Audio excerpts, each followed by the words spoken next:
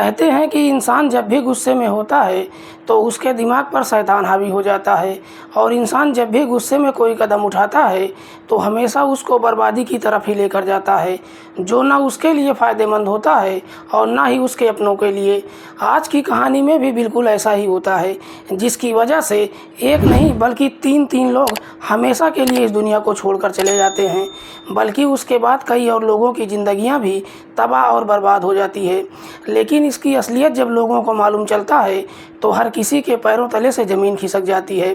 वाकई में दोस्तों, आज की जो कहानी है ये आपके भी शरीर के रोंगटे खड़े कर देने वाली है, आपको अंदर ही अंदर झकझोर कर रख देने वाली है। नमस्कार, प्रणाम, मैं आपका भाई, आपका दोस्त अभय, और आप देख रहे हैं द कीप क्राइम। दोस्तों, आज की जो सच्ची घटना मैं आपको सुनाने जा रहा हूँ, दरअसल ये सच्ची घटना है उत्तर प्रदेश की। उत्तर प्रदेश का एक ज़िला है कानपुर, और कानपुर ज़िले का एक थाना पड़ता है घाटमपुर, और इसी घाटमपुर थाना क्षेत्र के अंतर्गत एक गांव आता है ठुकुआपुर, और इसी ठुकुआपुर गांव का रहने वाला है सुरेंद्र सिंह। सुरेंद्र की पत्नी का नाम है ममता सिंह। सुरेंद्र के टोटल 3 बच्चे हैं। बड़े बेटे का नाम है कुलदीप, दूसरा बेटा दीपक और तीसरा बेटा है करण। कुलदीप की पत्नी का नाम है प्रभा। सुरेंद्र अपने पूरे परिवार के साथ काफ़ी खुशहाल तरीके से जीवन व्यतीत करता है। बात कर रहा हूँ मैं 14 अक्टूबर 2023 की शाम के लगभग 7:30 बजे के आसपास की। दरअसल सुरेंद्र बहुत जल्दी खाना खा लेता है और खाना खाने के बाद अपने ही घर से थोड़ी दूर पर बने अपने दलान में सोने के लिए चला जाता है। उसके बाद उसका पूरा परिवार खाना खाने के लिए बैठता है। लेकिन सुरेंद्र का पूरा परिवार जब एक साथ खाना खाने के लिए बैठता है, उसी समय उसके घर में 3 लोग प्रवेश करते हैं, जिनके हाथों में लाठी डंडे के साथ साथ कुछ तेज़ धारदार हथियार भी होता है। तीनों जब घर के अंदर प्रवेश करते हैं, सुरेंद्र का पूरा परिवार जब तीनों को देखता है तो देखकर उनको भी ये समझते हुए देर नहीं लगती है कि ज़रूर कुछ ना कुछ गड़बड़ है। लेकिन इससे पहले कि वो लोग कुछ समझ पाते, तीनों मिलकर कुलदीप की पत्नी के ऊपर हमला कर देते हैं और उसी तेज़ धारदार हथियार से प्रभा की हत्या कर देते हैं। लेकिन प्रभा के ऊपर जब हमला करते हैं तो उसकी सास ममता प्रभा को बचाने के लिए दौड़ती है।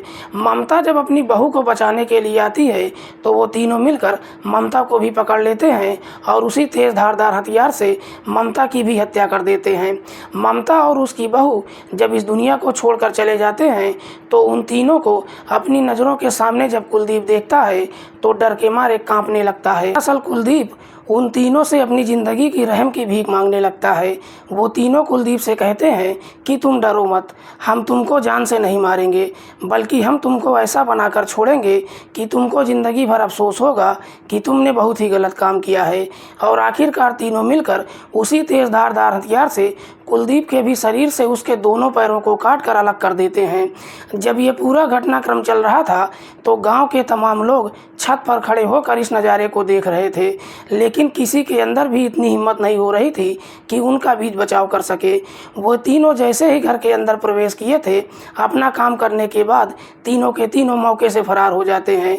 जब तीनों मौके से फरार हो जाते हैं तब गांव के कुछ लोग धीरे धीरे उस घर के नज़दीक पहुंचते हैं, लेकिन इसके बावजूद भी किसी के अंदर इतनी हिम्मत नहीं हो रही थी कि कुलदीप को उठाकर हॉस्पिटल में लेकर जाएं, क्योंकि कुलदीप बेहद ही दर्द के मारे छटपटा रहा था। इस बात की जानकारी जैसे ही सुरेंद्र को मालूम चलता है, सुरेंद्र भागते भागते वहां पर पहुंचता है और अपने घर का जब इस तरह का नज़ारा देखता है तो चीख चीख कर रोने लगता है। साथ ही साथ इस बात की जानकारी नज़दीकी थाने में देता है। पुलिस जब घटनास्थल पर पहुंचती है, वहां का नज़ारा जब देखती है तो उसे देखकर पुलिस वालों के भी होश उड़ जाते हैं। पुलिस सबसे पहले कुलदीप को उठाकर नज़दीकी हॉस्पिटल में भेजती है और उन दोनों डेड बॉडी को अपने कब्जे में लेकर पोस्टमार्टम के लिए भेज देती है। पुलिस इस हत्याकांड के बारे में गांव के लोगों से पूछताछ करती है, लेकिन गांव के लोग इस प्रकार से डर चुके थे कि डर के मारे कोई भी अपना मुंह खोलने के लिए तैयार ही नहीं होता है। सब के सब इधर उधर की बात कहते हैं और इधर उधर की बातें कहकर वापस अपने अपने घर में चले जाते हैं। लेकिन सुरेंद्र जब थोड़ा नॉर्मल होता है तो पुलिस वालों से कहता है कि साहब मेरे घर परिवार वालों के ऊपर हमला किसी और ने नहीं बल्कि मेरी बहू का पिता फूल सिंह, उसका चाचा राम प्रसाद और उसका भाई लाल सिंह था। पुलिस सुरेंद्र की ही तहरीर पर तीनों के ऊपर धारा 302 के तहत नामजद मुकदमा दर्ज करती है और फिर इस मामले की छानबीन करना शुरू करती है, क्योंकि ये मामला काफ़ी गंभीर है।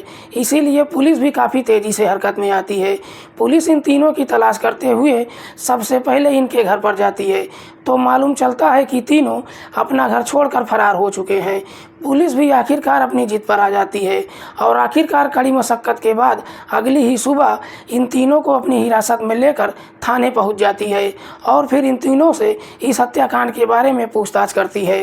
पूछताछ में तीनों बिना किसी सख्ती और दबाव के अपनी ही सारी सच्चाई कबूल कर लेते हैं। लेकिन तीनों जब इस हत्या की पूरी कहानी बताते हैं तो वाकई में इसे सुनने के बाद हर किसी के शरीर के रोंगटे खड़े हो जाते हैं। फूल सिंह, जो कि सुरेंद्र के ही पड़ोस का रहने वाला है, फूल सिंह की पत्नी का नाम है रानी देवी। फूल सिंह के टोटल 3 बेटे हैं और एक बेटी प्रभा है। प्रभा और कुलदीप दोनों बचपन से एक साथ ही पले बड़े ही नहीं हैं बल्कि दोनों एक साथ पढ़ाई लिखाई भी करते हैं। लेकिन दोनों स्कूल के टाइम से ही जैसे ही जवानी की दहलीज पर कदम रखते हैं दोनों के बीच में पहले दोस्ती होती है और फिर दोनों के बीच में प्रेम प्रसंग शुरू हो जाता है।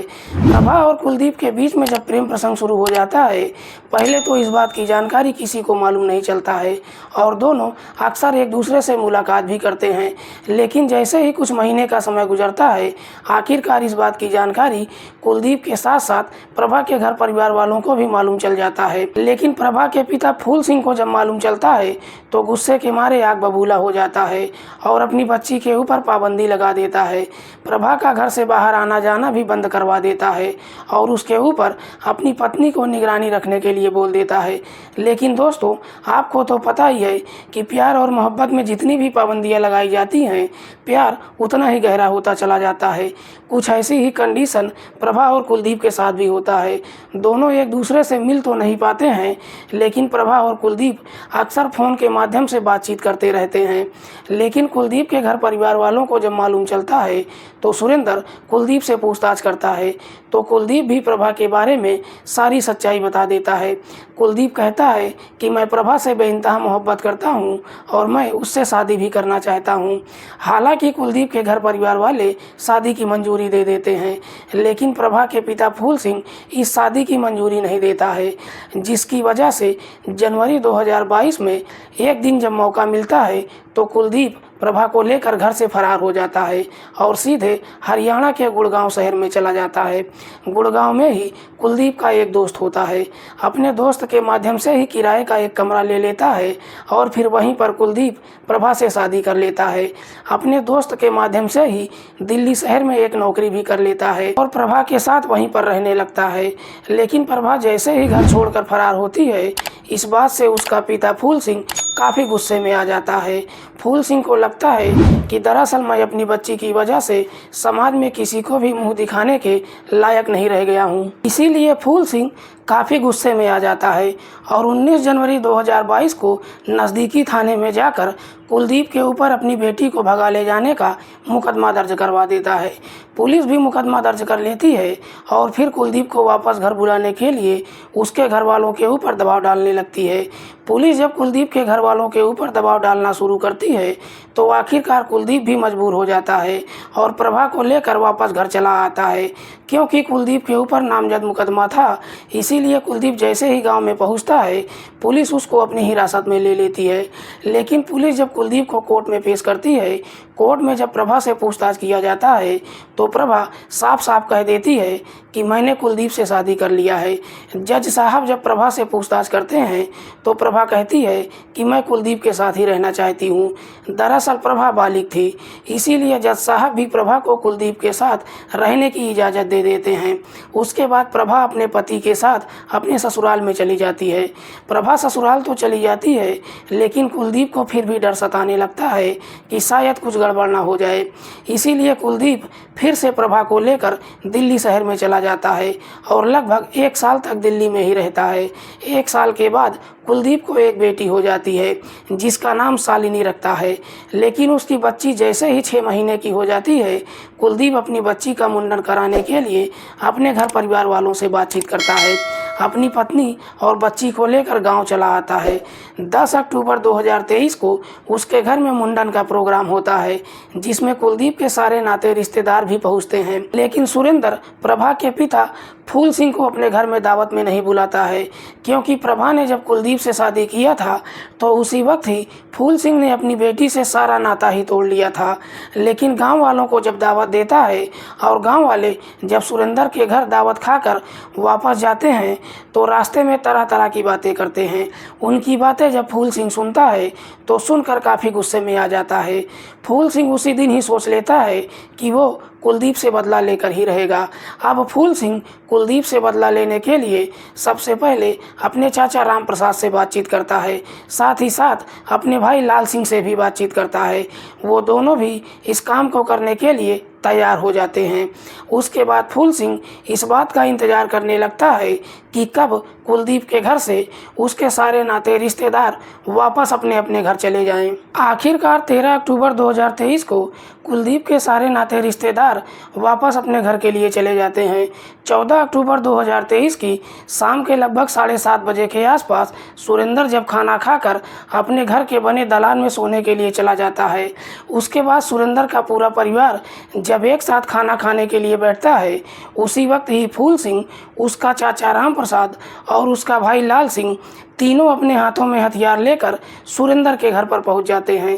इससे पहले कि सुरेंद्र के घर वाले कुछ समझ पाते, ये तीनों मिलकर प्रभा के ऊपर हमला कर देते हैं और सबसे पहले तेज़ धारदार हथियार से प्रभा की हत्या कर देते हैं। लेकिन जब उसकी सास ममता अपनी बहू प्रभा को बचाने का प्रयास करती है तो वो तीनों उसकी सास को भी पकड़कर उसी तेज़ धारदार हथियार से उसकी भी हत्या कर देते हैं और साथ ही साथ उसी हथियार से कुलदीप के शरीर से उसके दोनों पैरों को काट कर अलग कर देते हैं और उसको ये कहते हुए वहाँ से फरार हो जाते हैं कि हम तुमको जान से नहीं मारेंगे, बल्कि हम तुमको इस हालात में करके छोड़ेंगे कि तुमको ज़िंदगी भर इस बात का अफसोस रहेगा कि तुमने हमारे साथ कितना गलत काम किया है। वाकई में फूल सिंह जब यह पूरी कहानी पुलिस वालों को बताता है, पुलिस सुरेंद्र की ही तहरीर पर इन तीनों को अपनी हिरासत में लेती है और इन तीनों के ऊपर गंभीर धाराओं में मुकदमा दर्ज करके जेल भेज देती है। दोस्तों, आज की कहानी सुनाने का उद्देश्य किसी को परेशान करना नहीं है, किसी की भावनाओं को आहत करना नहीं है। हमारा उद्देश्य समाज में हो रहे अपराध के प्रति आपको जागरूक करना है। मिलते हैं किसी और सच्ची कहानी के साथ, तब तक के लिए नमस्कार। जय हिंद।